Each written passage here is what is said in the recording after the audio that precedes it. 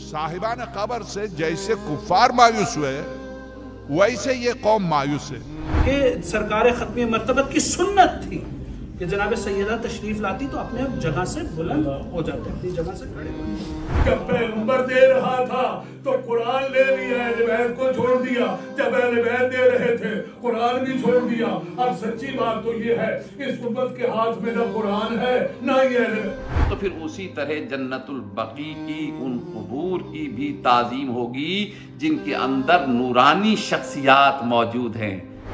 ये इब्ने क़य्यिम का फतवा था और इसी फतवे पर अमल करते हुए वहाबियों ने अब से 100 साल पहले इन रोज़ों को ढा दिया कि जो बकी में बने हुए थे। माँ पैगंबर की अजमत रखती है हमारे, वो हमारा करोड़ों सलाम उनके ऊपर।